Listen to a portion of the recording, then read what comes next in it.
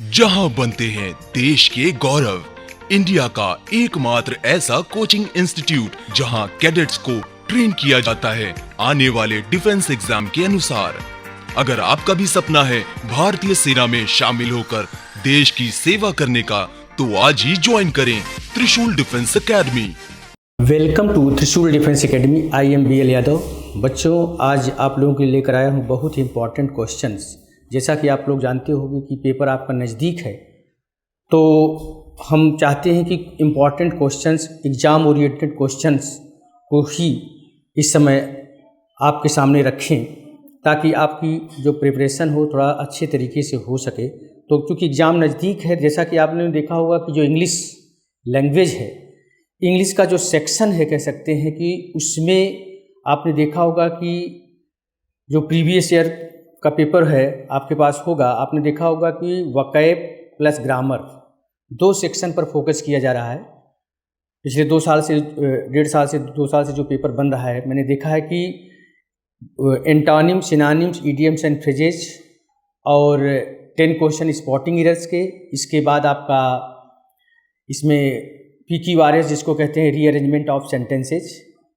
Rearrangement of sentences में arrangement से 2 तरह के क्वेश्चन बनते हैं, एक होता है वर्ड अरेंजमेंट, दूसरा होता है सेंटेंस अरेंजमेंट। यहाँ से भी क्वेश्चन आए हुए थे, ठीक है। तो कोशिश करें आप लोग की जो तैयारी कर रहे हैं, थोड़ा सा पैटर्न को एग्जाम ओरिएंटेड चीज़ों पर ही फोकस करें।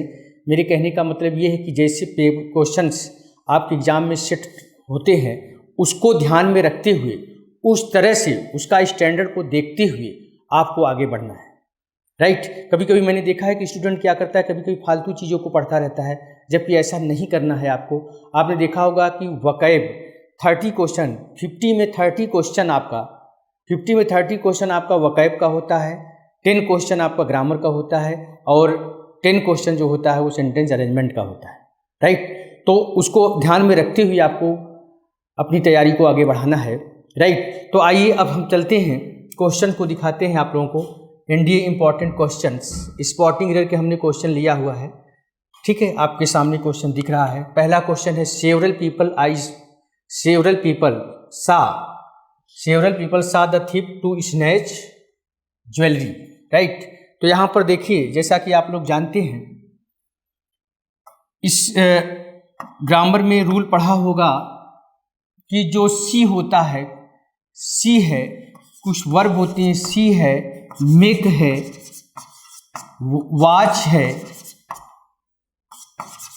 है, हियर है, इस तरह की जो हेल्प है, इस तरह की जो वर्ब होती हैं, वो अपने बाद जनरली क्या लेती हैं, जो इन्फिनेटिव लेती है वो विदाउट टू लेती हैं, अर्थात देयर इन्फिनेटिव।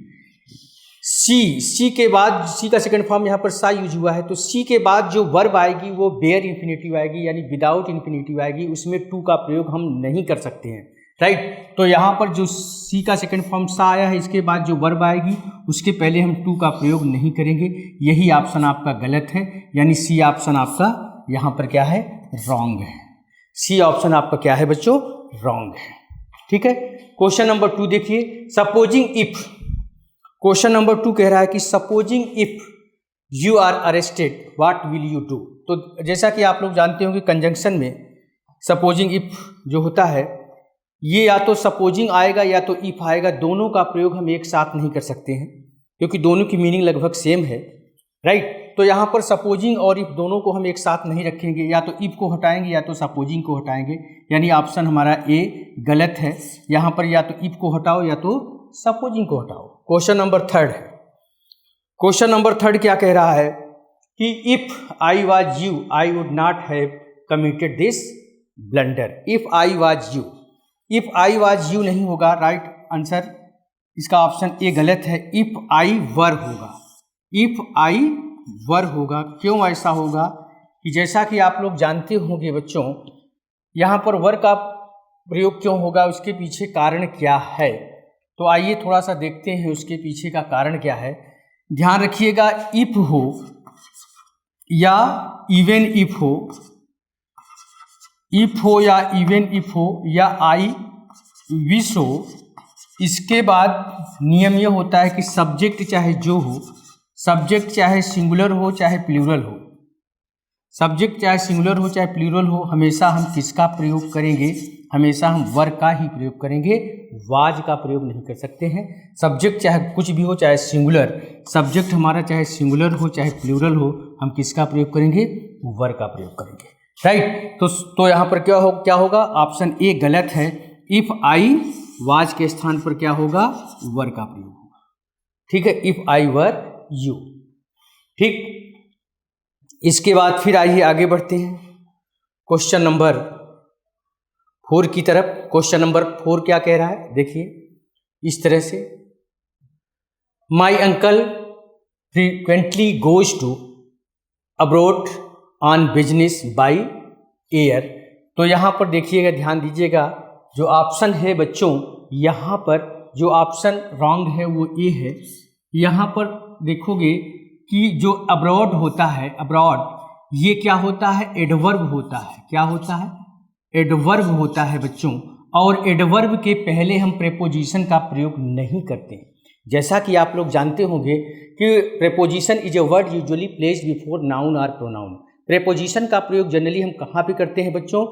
किसके पहले करते हैं? बिफोर नाउन और प्रोनाउन, राइट। तो ये चूंकि अब्रॉड एडवर्ब है, इसलिए एडवर्ब के पहले प्रेपोजिशन का प्रयोग नहीं होगा, इसलिए यहाँ से टू हट जाएगा, ठीक है। जैसे अगर हम बोलें इस तरह से कि ही वेंट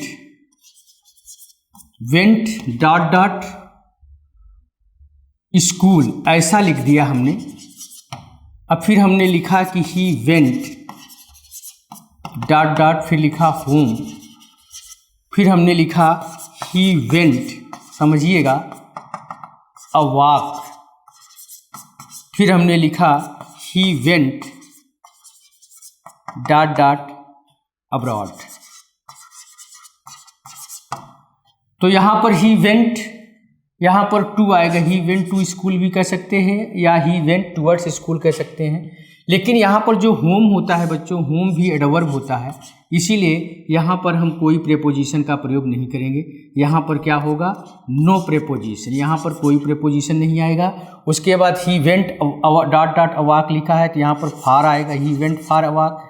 यहाँ पर अब्रॉड एडवर्ब होता है, तो यहाँ पर भी क्या होगा? नो प्रेपोजिशन, यहाँ पर भी प्रेपोजिशन नहीं आएगा, ठीक है। ये चीज़ ध्यान रखिएगा, क्लियर। तो my uncle frequently goes abroad on business, तो यहाँ पर टू का प्रयोग नहीं करोगे। ऑप्शन ए गलत है, यहाँ पर टू नहीं आएगा। अब्रॉड एडवर्ब है, उसके पहले प्रेपोजिशन का प्रयोग नहीं होता है। प्रेपोजिशन का प्रयोग हमेशा नाउन या प्रोनाउन के पहले होता है, राइट, नाउन या प्रोनाउन, क्लियर। 5th है, last summer he went to his uncle's village and enjoyed very much.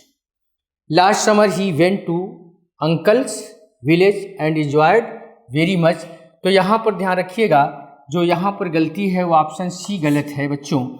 Enjoy के बाद जनरली रिफ्लेक्सिव प्रोनाउन आता है। तो last summer he went to his uncle's village, तो ही है, तो यहाँ पर क्या आना चाहिए? इंजॉय के और वेरी के बीच में आपको हिमसेल्फ लगाने की जरूरत है, हिमसेल्फ।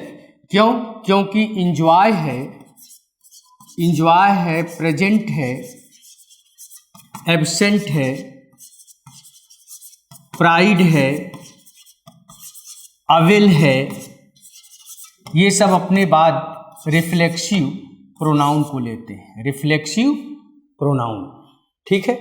तो यहाँ पर इंजॉय के बाद रिफ्लेक्सिव प्रोनाउन आएगा, राइट। क्वेश्चन नंबर 6 क्या है? People who are averse with hard work generally do not succeed in life, right, do not succeed in life. तो क्लियर है, people who are averse with, option A यहाँ पर गलत है।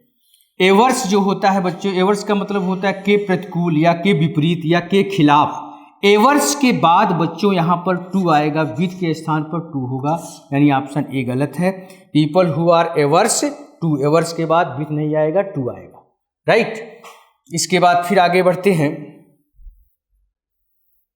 Question number 7 क्या कह रहा है? Despite of a good monsoon this year the production of food grains in the country did not go up.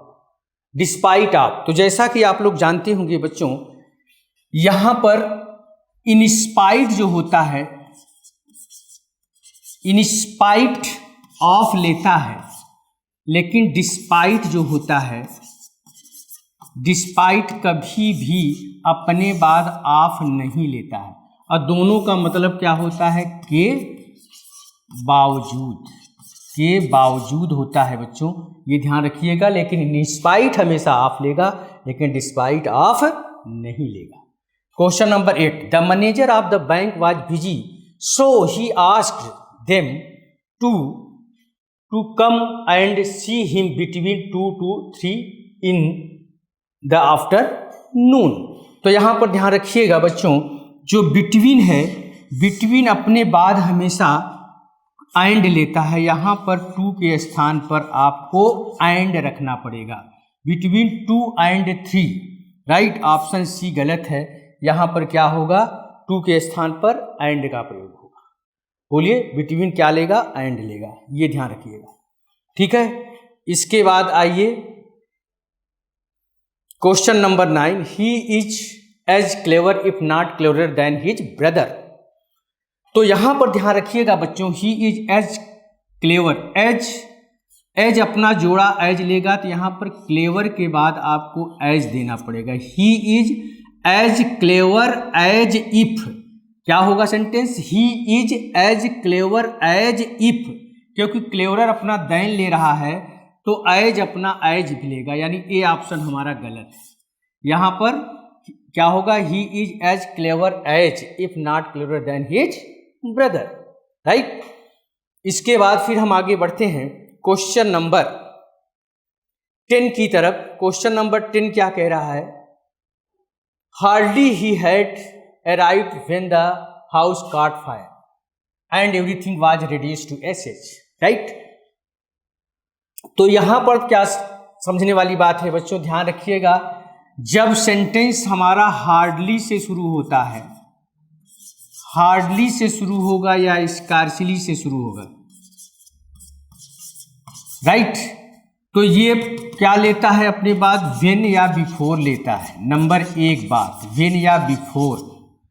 और इसकी कंडीशन क्या होती है कि हार्डली और स्कार्सली से जब हम सेंटेंस शुरू करते हैं बच्चों, तो ये ध्यान रखिएगा कि हार्डली स्कार्सली अपने बाद क्या लेता है? ऑक्सिलरी वर्ब लेता है, अर्थात हम कह सकते हैं ये इन्वर्जन लेता है।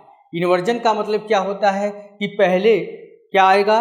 पहले इन्वर्जन में क्या आता है? पहले वर्ब आएगी तब सब्जेक्ट आता है। इन्वर्जन में पहले वर्ब आता है तब सब्जेक्ट। तो सही सेंटेंस जैसे आप बोलते हो इस तरह से कि hardly had I reached the station, hardly had I reached the station when the train left.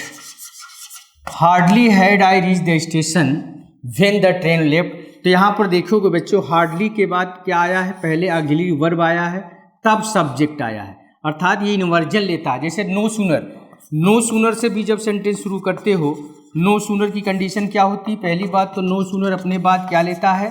Then लेता है, और ये भी इन्वर्जन लेता है। जैसे आपने बोला कि no sooner did I reach the station, no sooner did I reach the station than the train left, right. No sooner did I reach the station than the train left. तो no sooner भी inversion लेता है। तो यहाँ पर जो आपका बच्चों क्वेश्चंस है वो क्या है? हार्डली ही हैड नहीं होगा, ऑप्शन ए गलत है। यहाँ पर होना चाहिए हार्डली हैड ही होना चाहिए, क्योंकि ये इन्वर्जन लेता है, यानी ए ऑप्शन हमारा गलत है। हार्डली हैड ही अराइव्ड होना चाहिए, ठीक है। क्लियर है कंसेप्ट ये? अब आइए इसके बाद क्वेश्चन नंबर 11 क्या कह रहा है? If he will work hard he will surely get the job on his choice. तो यहां पर ध्यान दीजिएगा बच्चों, इफ वाली क्लास जो होती है, इफ के साथ बच्चों विल या शैल का प्रयोग हम नहीं कर सकते हैं। तो यहाँ पर जो विल है ये हटेगा और यहाँ पर वर्क के स्थान पर क्या हो जाएगा बच्चों, वर्क्स हो जाएगा, राइट, ये चीज है। इसके बाद आइए क्वेश्चन नंबर 12। क्वेश्चन नंबर 12 क्या कह रहा है, not only the bandits rob the travellers of his purse but they also wounded him grievously. तो यहाँ पर ध्यान रखिएगा बच्चों, not only the bandits rob the travellers of his purse. यहाँ पर पहली बात तो एक चीज सुधार लो, चाहे not only the bandits rob the travellers of his purse, यहाँ पर इसको ऐसे कर दीजिए तो ज़्यादा सही रहेगा सेंटेंस। यहाँ पर टाइपिस्ट ने थोड़ा सा गलती कर दिया है क्वेश्चन को टाइप करते समय। Not only the bandit rob the travellers, travellers में ऐसे लिखा जाना चाहिए था, ट्रेवलर्स पर्स, ऐसे करिए आप। ये यहाँ पर थोड़ा गलत छप गया है, ठीक है। अब इसके बाद आपको गलती देखना है कि कहाँ पर गलती है। Not only the bandit rob the travellers purse, traveller में एपोस्ट्रोफी यस लगेगा तब इस तरह का सेंटेंस होगा, traveller purse but they also wounded him grievously. अब आपको क्वेश्चन को देखना है, तो यहाँ पर भी वही कंडीशन आएगी बच्चों, ध्यान रखिएगा। नॉट ओनली से जब सेंटेंस की शुरुआत करोगे तो वो भी इन्वर्जन लेता है। जैसे देखिए, अगर आपने ऐसे लिख दिया कि he plays not only cricket but also football, ठीक है, ही प्लेज नॉट ओनली। अगर नॉट ओनली का प्रयोग आप सेंटेंस के बीच में रख दिया है, अब ये इन्वर्जन नहीं लेगा। लेकिन अगर सेंटेंस की शुरुआत ही आप नॉट ओनली से करोगे, सेंटेंस की शुरुआत ही आप नॉट ओनली से करोगे, तब ये इन्वर्जन लेगा। इसलिए ये सही ऑप्शन ए आपका गलत है। क्या होगा, नॉट ओनली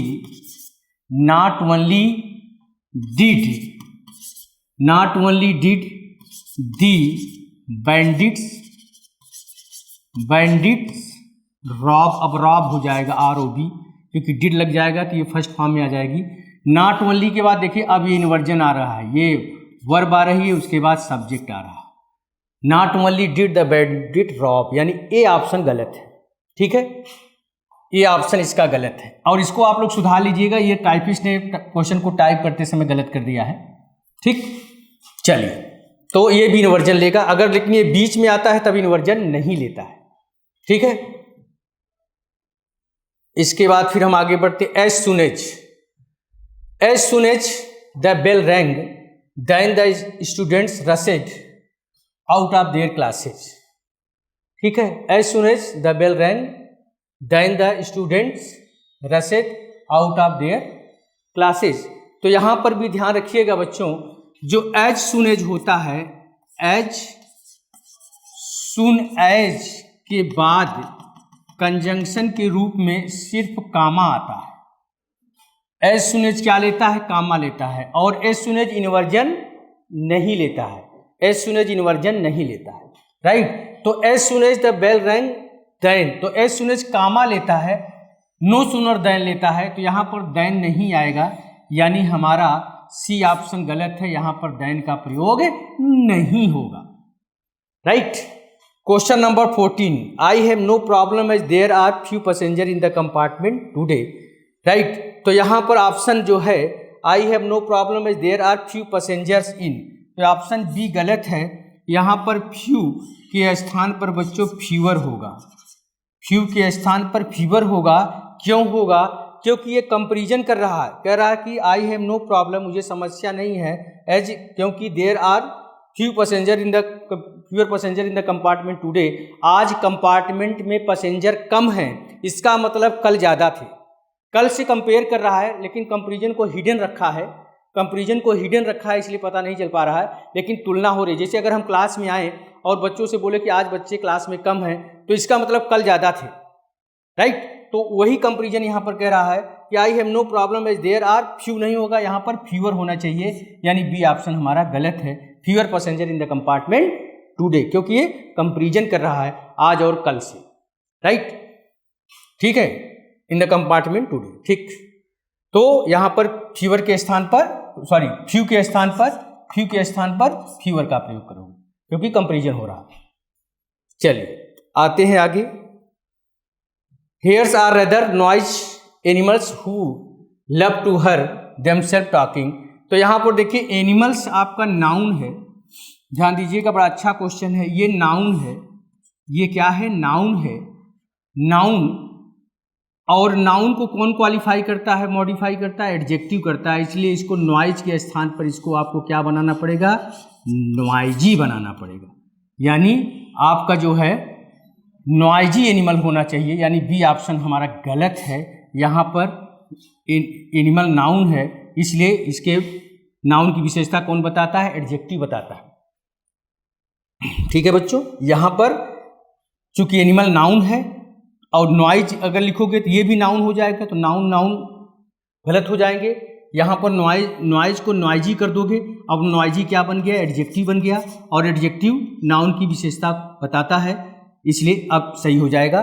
तो राइट आंसर हमारा क्या होगा, hares are rather noisy animals होगा। नॉइज के स्थान पर नॉइजी करना पड़ेगा, राइट, क्योंकि नॉइजी एडजेक्टिव है और एडजेक्टिव नाउन की विशेषता बताता है, ठीक।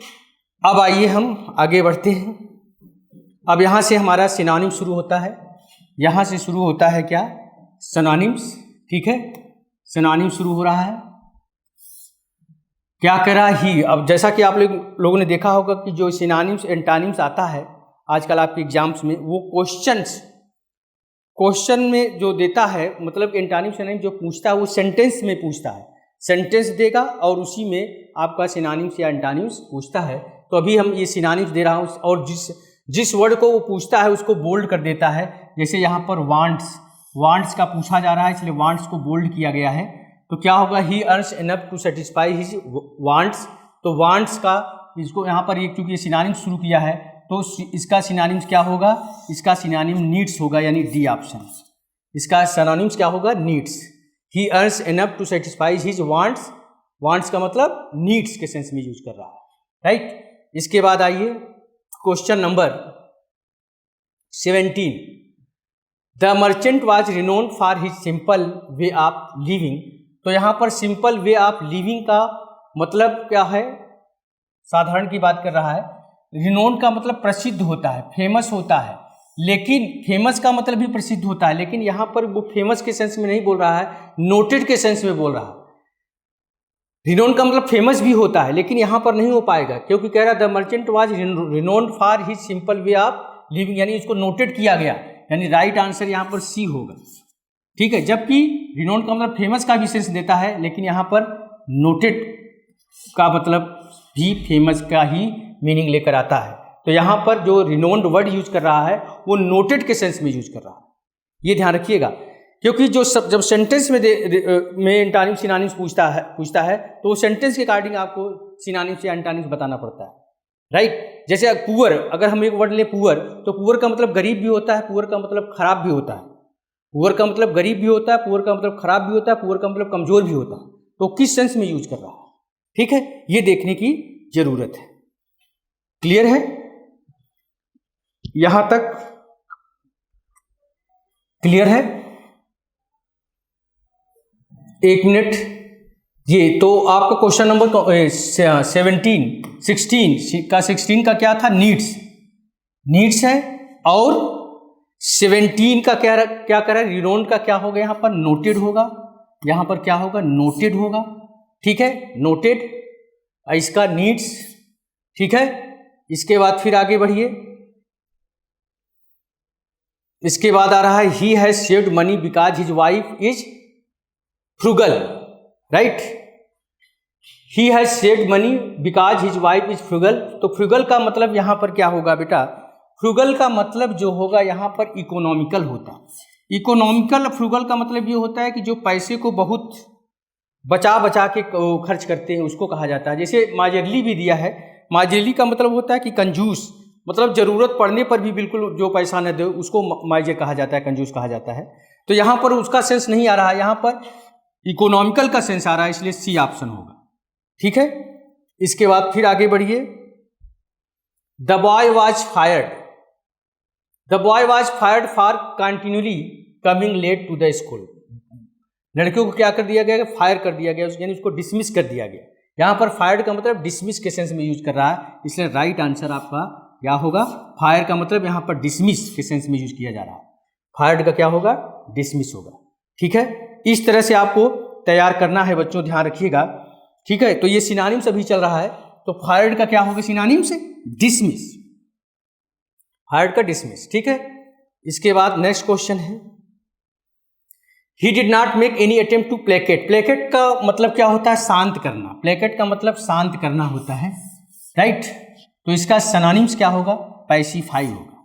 क्या होगा बच्चों, पैसिफाई। प्लेकेट का मतलब शांत करना, तो क्या होगा, पैसिफाई। ठीक है, तो प्लेकेट का सिनोनिम्स पैसिफाई होगा। ठीक है, तो ये रहा सिनोनिम्स। इसके बाद अब हम शुरू करेंगे, सिनोनिम्स के बाद हम लेते हैं एंटोनिम्स। हम आते हैं एंटोनिम्स पर, यहाँ से एंटोनिम शुरू हो जाता है आपका, यहाँ से आपका एंटोनिम्स शुरू हो गया। ठीक है, the thief confessed at the police station that he had stolen my watch. Confess का मतलब स्वीकारना या बयान देना, स्वीकारना, तो क्या होगा, कन्फेस्ड का एंटोनिम्स बताना है तो डिनाई होगा। क्या होगा, डिनाई। कन्फेस का मतलब स्वीकारना, स्वीकार करना, तो क्या होगा, डिनाई होगा। अपोजिट एंटोनिम्स, एंटोनिम्स चल रहा है तो डिनाइड होगा। ठीक है, इसके बाद है do not follow others. Do not follow others, तो फॉलो, फॉलो का एंटोनिम्स यहाँ पर अपोज, विरोध के सेंस में यूज होगा, यानी सी ऑप्शन। बोलिए, अपोज। ठीक है, इसके बाद फिर हम आगे बढ़ते हैं, क्या है, द रिवाइज पे स्केल इज यूनिफॉर्म। ठीक है, यूनिफॉर्म, द रिवाइज पे स्केल इज यूनिफॉर्म, एक समान के सेंस में यूज कर रहा है। यूनिफॉर्म का मतलब एक समान, समान, तो यहाँ पर क्या होगा, वैरिड होगा। क्या होगा बच्चों, वैरिड होगा, यहाँ पर वैरिड होगा। ठीक है, इसके बाद आते हैं क्वेश्चन नंबर 24। 24 क्या कह रहा है, his attitude is very hostile. फटाफट देखें इसको, जो है हॉस्टाइल। ठीक है, फटाफट देखें, एंटोनिम्स क्या होगा, हॉस्टाइल का, शत्रुवत, हॉस्टाइल, हॉस्टाइल शत्रुवत, तो क्या होगा, यहाँ पर फ्रेंडली होगा। बोलिए, his attitude is very hostile, तो इसका अपोजिट क्या होगा, फ्रेंडली। हॉस्टाइल का अपोजिट फ्रेंडली। ठीक है, इसके बाद फिर आइए question number 25, his urban attitude one him many friends. His urban attitude one him many friends, तो यहाँ पर अर्बन, अर्बन का यहाँ पर क्या होगा, अपोजिट, अर्बन का रस्टिक, अर्बन का क्या होगा, रस्टिक होगा। ठीक है, तो ध्यान दीजिएगा बच्चों, इस तरह से आपको एंटोनिम्स और सिनोनिम्स को अपने एग्जाम के लिए आपको प्रिपेयर करना है। ठीक है, अपने एग्जाम के लिए इस तरह से आपको प्रिपेयर करना है। ठीक है, तो हमने ये एंटोनिम्स 5 क्वेश्चन जो एंटोनिम्स थे इसको भी सॉल्व कराया। सबसे पहले सिनोनिम्स था, उसके बाद स्पॉटिंग एरर के क्वेश्चन थे।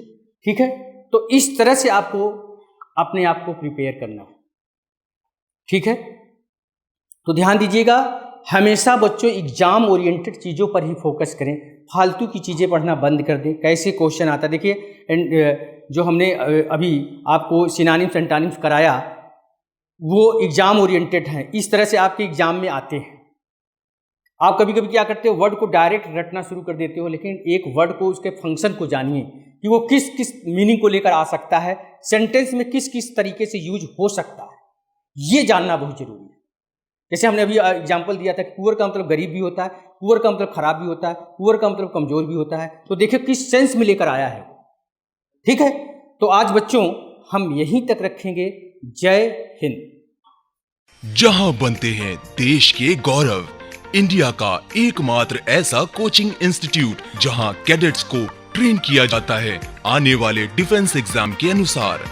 अगर आपका भी सपना है भारतीय सेना में शामिल होकर देश की सेवा करने का, तो आज ही ज्वाइन करें त्रिशूल डिफेंस एकेडमी।